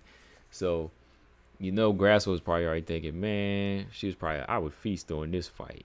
She was like, my hand's right here. My hand's alone. She'd be like, oh man, I would feast on her right here. Or she'd be, I'd already have her up out of here. Right? Todd Johnson said, extremely illegal. What did they push hard on? The fulcrum upward. It triggers your brain and wakes you up. Easy said Rose knocked Weili out with a blind kick. That's how you know Weili not elite on the feet. Yeah, she set it up, man. She said, I remember watching it that night and I saw that kick just, you know, no jab or nothing. She just lifted that leg up. It didn't even look that hard, but Rose just put that on her and I was like, oh man, that was crazy. Easy said, I always said Weili is too small for 125. Yeah, I never thought like that was a place for her either. Like when people would bring it up or she would bring up like a potential Valentina fight. I remember she used to bring that up like maybe a year or two ago. I was like, nah, man, like that ain't something that I want to see. You know, she need to leave that alone. Leave that alone. Because you see, even, you know, with Grasso, you know, she had to fill out, get the muscle, you know, strengthen up, fight her way up, you know, till she could make sure that she was ready for the champion. You know, she went about it the right way. She filled out into the division. And, you know, Grasso got kind of wide shoulders. She's 5'5". Weili's what, 5'3", and she's quick and strong. But when you look at it, these girls, like, I think to be a really elite flyweight, you do got to be like 5'5" and up. Maybe like 5'4.5" and up. You know, you got to have some height and reach. Victor said Weili's more well-rounded now. Her grappling and ground game is neutralized all strikers at 115's weight class. Yeah, I think that's where she needs to be though. Like, yeah, with the way fights are competitive, might be said Weili is 5'4". Is she 5'4"? Yo, what did they list her as on fight night? They had her listed 1 inch shorter than Jan. Because she's an inch shorter than Jan.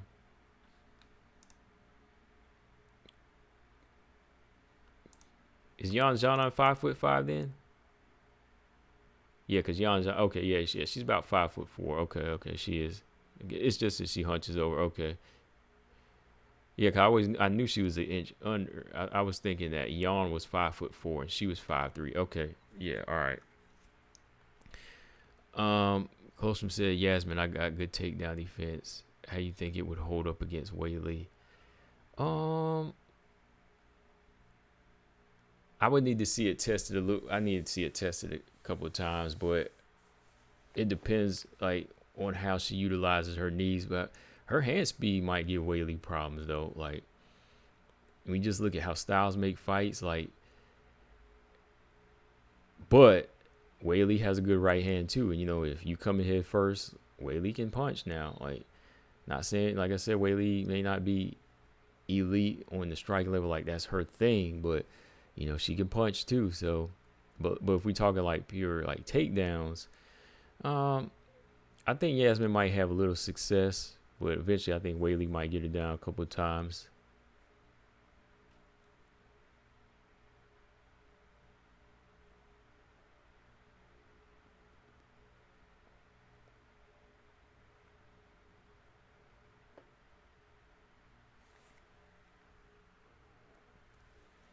Oh boy, Sink, what's up? Brian said, I gotta go. My flight is taking off. Thanks for this distraction. Oh man, get on that flight. Shoot, I just got done working out. I'm about to go eat me some dinner here in a minute.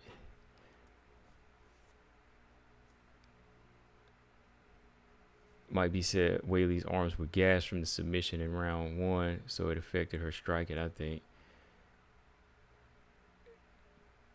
She did look a little no, she was still fresh. She was still fresh in round 2 because she landed like over 50 ground strikes too, you know.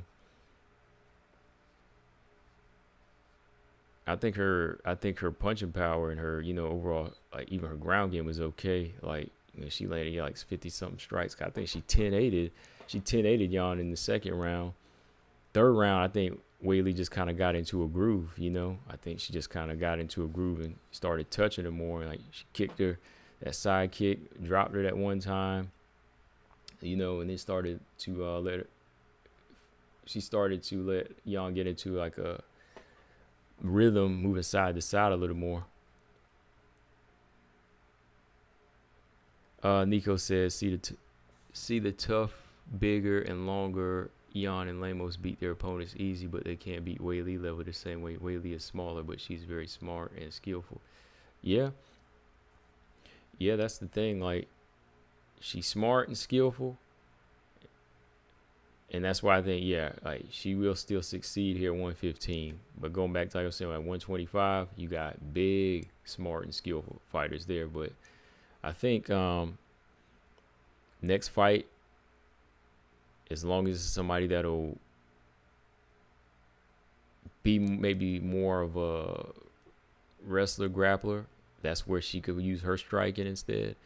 She'll adapt to it again, and yeah, but you know, I like Weili. I like what she's doing. I know James wanted to hear me talk a little bit about that, but yeah, I still saw some holes right there with that striking again, man. Getting dropped about 3-4 times against this kickboxer. You know, got to be up on your defense. Easy said, I'm about to cook me a tuna steak after this. Oh, okay. I got some turkey wings. I'm about to heat up these turkey wings, man. Them things was good too, man. So them things was tender, man. Had to get them turkey wings from a country grocery store too, you know. Like I had got a couple from a Walmart, you know. When you get your meat from a chain type of grocery store, it's okay. You know, I'll go there because I don't have time to go all the way out to like out of the way. But once you go to like the little country grocery stores, man, turkey wings are huge. They be having the fryers. They have all that meat. Yeah, Yana's very good on the feet though, Victor. I think as a pure kickboxer, you know, she's very good, man. I hope she can like step her takedown defense up and put it together, and she'll be back. I actually think, yeah, man, Yan. I think right now Yan might get a victory over Lemos if they fight.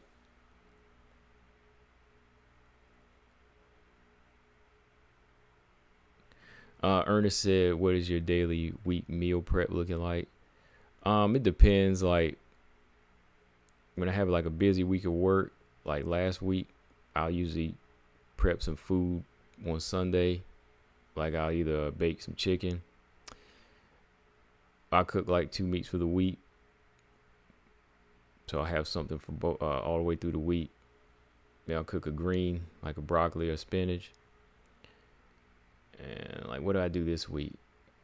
Yeah, turkey wings this week and some hamburgers this week, and some broccoli. And yeah, so that's what it looks like. Like on my day off, I'll prep up some food, so I don't have to eat out all the time. Like I had my first McDonald's yesterday because I was just busy, man. I ain't had McDonald's in a long, maybe like a month or two. So I said, I mean, I'll treat myself. I treat myself like once or twice a week, but for the most part, I don't eat out a lot. So yeah, my daily meal prep, that's what it looks like. I cook at night, like around 10:30 or 11 o'clock at night. Like tonight, maybe not tonight, but maybe tomorrow night, I'll bring out some meat out of the freezer and I'll cook, and then I'll put it in containers and put it up. Like I'm not as disciplined as I want to be on it, but I do it. I'm trying. And then I do it with the fruit. I gotta go get some strawberries, and then I'll put some strawberries in a container for the week and I'll eat that. And I like nectarines. But yeah, that's what it looks like. Marcus said, never buy your meat from Family Dollar. Never. Family Dollar meat. Man, Dollar Tree had ribeyes, man. Dollar Tree have ribeyes, man. I mean, I wouldn't recommend going there. I never had them. I'm just saying. I don't know if you want to buy ribeyes from Dollar Tree. Easy. You want me to buy you some? I'll mail you some, man. What about you, Marcus? Robot Zicky, I can get you some too, man. Yeah, Dollar Tree used to have ribeye steaks. I was like, what? Mike B said meat from the butcher shop is some of the best. Yeah, it is. I get some turkey up out of there. Expensive, but yeah, it's worth it. Yeah. Fish. I do fish every now and then. Too, so. Mike B said, I had Dollar Tree ribeye to see if it's real. Oh, man, you had it. Is it? How was it, man? Oh, man. Chin said, who buying Family Dollar meat? Oh, man. Chin said raccoon meat. Hey. I'm just trying to be careful, man. I'm just saying, look. 6 said, I got Yan over Suarez. Okay. You know, I was about to say Yan might give Suarez a hard time. I mean, it's possible. Yan is fresh. She could give her a good fight. The question is, will Yan do better than Nina Ansaroff? And that Nina Andrade fight, that was like 5 years ago. Here's another question, man. Like, do you think with all these injuries, do you think Suarez has had a chance to catch up with the evolution of WMMA? That's the question. Like a serious question. Because we have to look at the reality, man. Like, I love Suarez, but like Suarez, man, like, it's been out for so long. Like, even in training, like, is that enough to help her catch up where other fighters are improving in fights? Like, Xiaonan, she's lost to Carla, I know, but has she caught up? Has Verna caught up? Okay, Chen says I still think she's elite. Okay, I still think she's elite. Are you referring to Suarez, Chen, or Jan when you say she's still elite? Jan would clock Suarez for sure, but Suarez would eventually submit her. Oh, okay. Yeah, okay. So you mean Suarez is still elite. Okay. Yeah, I think that's one thing you never lose is just that, that hunger that she has. Okay, Mike B said it's real, not gonna lie. If you're on a budget, it's good though. Okay. Like I said, I ain't knocking it. I'm just saying, like, as long as it's real, don't recommend making it a regular though. Okay. Don't bring it to a cookout. That plastic steak at Family Dollar, man, I ain't even seen that. I ain't even been in a Family Dollar in a long time. Family Dollar's been shutting down now. All I see is I think Dollar Tree's supposed to shut down too now. That's messed up though, man. Them dollar stores have some good stuff, man. Like, as a kid, I used to go in there, man. Dollar stores was all right. I mean, dollar stores are needed, man. People need that stuff on a budget. Dollar Tree, Family Dollar's been shut down out here. Used to pass by them, like Dollar Generals and little stores. If I need to stop by and get me a bag of chips real quick. Easy, so I'm not even thinking about a dollar store when it comes to any type of meat. I buy snacks from dollar store. Exactly. Yeah, you buy snacks. Right. That's what I'm saying. Yeah, when I'm on my ride home or, I'm going out of town, I might stop, grab me a bag of chips, but I won't be grabbing like a fryer up out of there. Oh, Mike B said dollar stores are closing because of retail theft. Oh, yeah. That's been going around too. That has been going around. Like, I think somebody got shot too, and crazy stuff, man. People getting killed in a dollar store for nothing, and people stealing, man. I mean, stuff is already $1, and you still gotta steal it. I don't understand, man. I just don't understand it. Gabby says Suarez isn't bad striker. She mixes well, but she's slow. Yeah. The Andrade fight, she's worked on her striking a little bit. Decent. She said I'd still pick Weili to beat her, but I'd pick Suarez over everyone else. Yeah. Mike B said James Yan was always an elite underrated striker, so I'm not surprised she did what she did to Weili. I'd argue she might even be better than Rose. Rose couldn't get it done against Andrade. I think she hits a little bit harder, man. I think Yan does hit a little bit harder. I think Rose is sharp, definitely sharp, but I think Yan maybe have a little more power to her. And that's hands too, because you remember, because Rose knocked her out with a kick, and come on, kick to the chin, knock anybody out. When it comes to punches, I think that Jan's power is there. Yeah, Jan Lemos, that's a good fight. Is Pacheco Cyborg 50-50? I'll say 60-40 Cyborg. At this point in her career where she's at, I still give I give Pacheco a chance. It's just Cyborg seen done more, so I say 60-40. Maybe 55-45.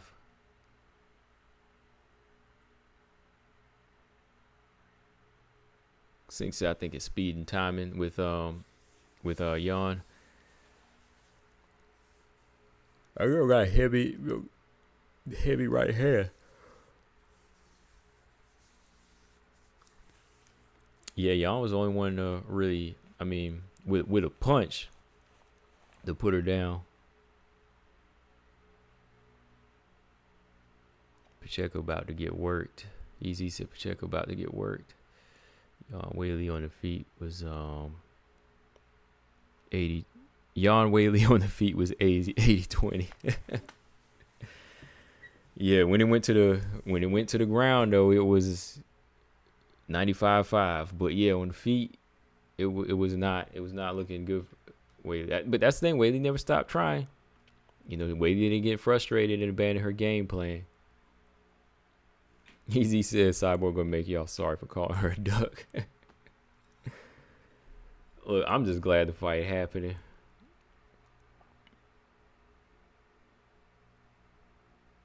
Chen says she went toe-to-toe with Joanna, knocked her out the second. Her striking may not be elite, but it's still good.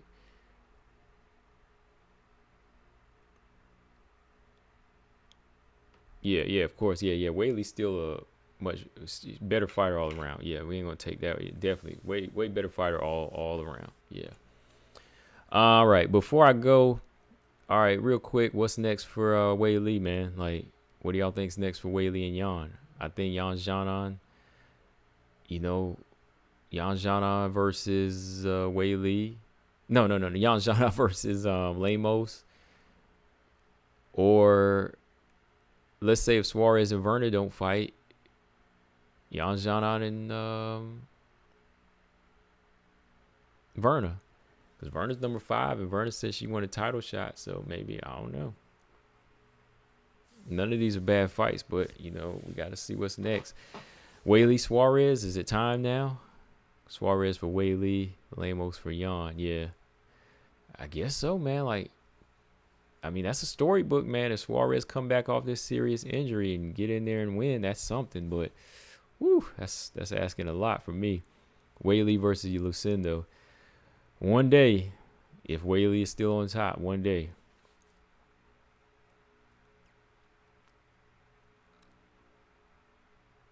Lucindo is on the come up, though. She is on the come up. Lucindo got Karolina Kowalkiewicz next month, too, so that's going to be good. All right, Mike B said, I'd like to see Weili Suarez next. Okay. 6 said Jan versus Suarez. Easy. Weili is trying to go up. She talking about it. Man, she better not. Because we ain't going easy. Okay. If Weili moves up, let's say Weili versus Weili Kayla. Weili versus Macy Barber. Who wins that fight?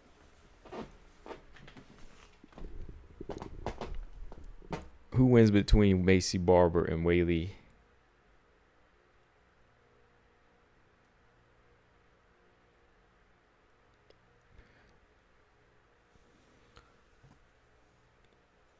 James said Weili won't go up. She better not go up.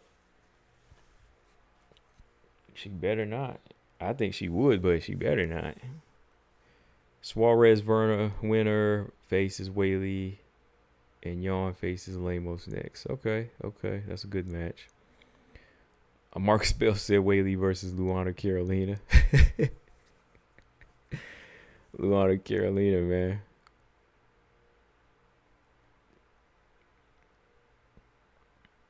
Suarez says Jan ducked her.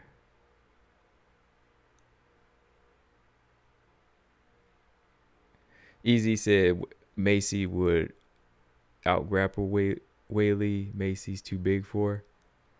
You think she would out-grapple Weili, or you think she would connect? Nico said Weili beat the tough opponents Andrade, Torres, Joanna twice, Carla, Lemos, and Jan. Winning the fight matter most. Don't care how they fight. Yeah, winning is how you get there. That's why I be trying to tell people with Manon Fiore. I'm like, yo, Manon beat some tough fighters on her way up, 7-0 now, and I mean, however you win, you win. 6 said Weili beats Macy. Weili could bait Macy. Okay. Okay. Well, that's why I say that fight, because I think that's the one fight she could win.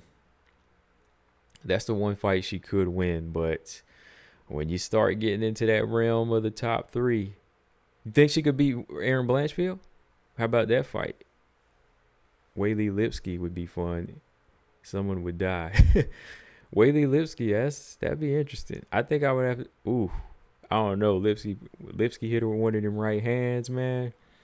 See, I think if Weili got Lipski to the ground, Weili could probably drown Lipski like that if she was strong enough. But I don't know if Weili could take one of them right hands. I don't see her trying to catch Weili. Weili's much faster. She'd grind her out on the cage. Chin said Erin would be too strong for Weili. Weili could do well if flyweight, but might be less drained. 6 said Xiaonan was taking down Weili.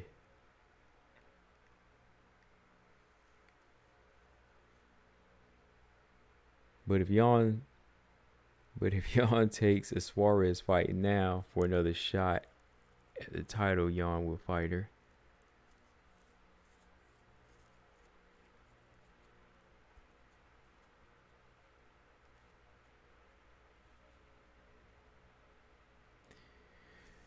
Okay, Chin said Erin would be too strong for Weili, yeah. And Weili would be quick for Erin, 6 said, yeah.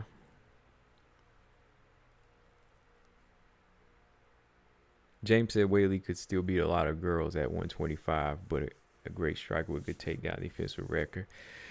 Yeah, that's the thing. Like, you would beat some girls there, but I don't think she'd beat the top 3 or 4 right now.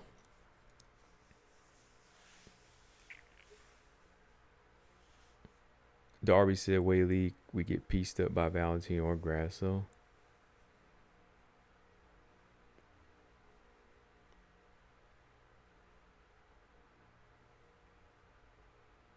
Gabby said she'll move up for at least one fight.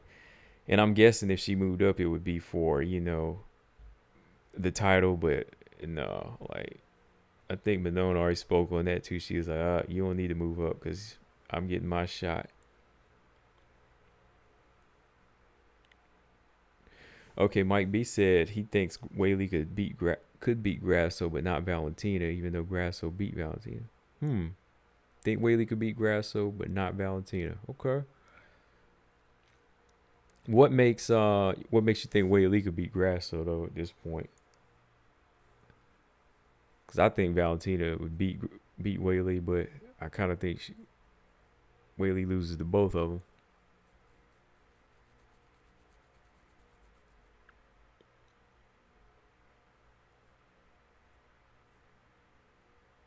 Gabby said Weili was 5'5", 66 inch reach. Yeah, exactly. If you're a little over 5 foot, if you're over 5'4" and you got a long reach and maybe a little wide shoulders to you, a little wideness, frame, a little weight to you, yeah, she would have a chance.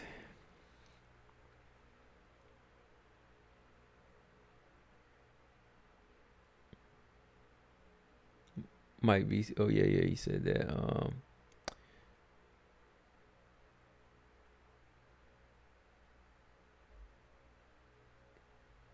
Yeah, Barbara want to make sure she keep that title because that's the only one she want to fight for it.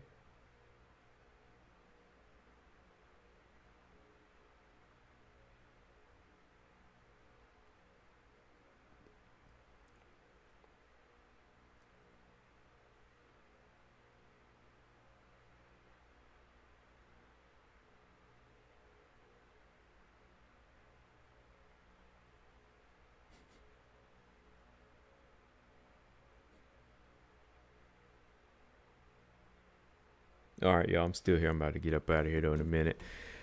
Weili 35. Not many years left. Yeah, not many years left. So I'm sure she probably want to try for it.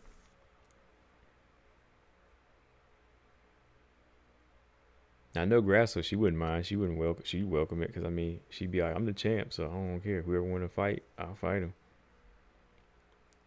Uh-oh, Chin said Alexis, KO, and Valentina in the trilogy. Uh-oh. Uh-oh. Victor said Mano is too strong and big for Weili. Oh, yeah. I mean, girl would mess her up. Yeah, that'd be one like, yo, you got to stop her. She definitely got to be able to knock her out.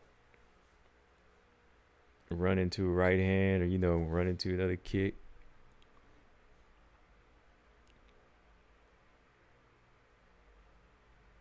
All right, Mike B said, I think Weili could beat Grasso because of her BJJ. Weili is an offensive fighter and would favor her with Grasso. Valentina's BJs are not that great, in my opinion, and she's a defensive fighter with which, in my opinion, Grasso doesn't do well. Okay.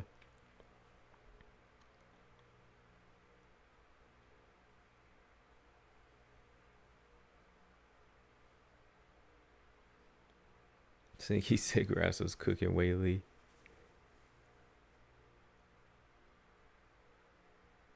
Six said Manon would be the only fighter at flyweight that I don't see Weili beating. You think Weili beats Valentina and Grasso? I don't know, man. I think all three of them strikers like that.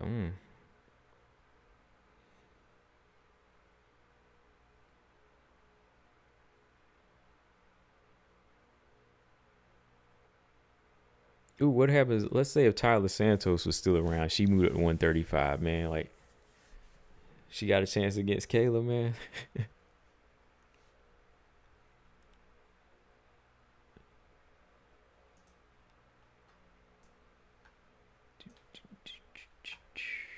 Okay. All right, yeah, y'all. So I'm about to jump off here. Yes, OBS still works okay. I just got to get back on to using it a little bit more so I can pull up some little slide things and stuff like that when I'm talking again. Okay. StreamYard is a quick, cheap way to jump on, but it works. It worked too. But yeah, shout out to everybody in the chat. Appreciate y'all for coming through. Mike B said, what do you think of Manon's BJJ and wrestling? I think it's pretty good. I think it's decent. Like, she don't really use it in a lot of fights, but she did get a brown belt not long ago, but I think, she mostly strikes, but I think offensive wrestling is okay. Seeing some of her older fights and her cage wrestling's been decent. But I haven't really had a chance to see it tested against some of these higher level girls, like a girl like Karine Silva. Like, say if she went down with her, or even Valentina, that would be interesting.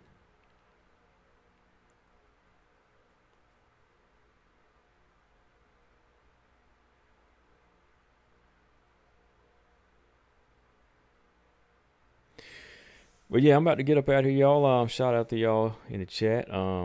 Make sure you hit the like and subscribe if you haven't. I know Mike B, I'm not sure if I've seen you over here too much. If you have been, sorry if I missed you. But yeah, if you haven't subscribed, make sure you subscribe, man. Maybe get on a little bit later this week. Yeah, good talk. Yeah, good talk, Mike. Thanks for coming through. But yeah, subscribe if you have, man. I'll be on maybe tomorrow or Wednesday. We'll see. BJ had to come on and give his 2 cents, boy, about that bantamweight talk. But hey, I'll be back on for sure. It's always something to talk about with WMMA. Like always, I'm Combo Breaker 99. I'm out. Subscribe. Peace.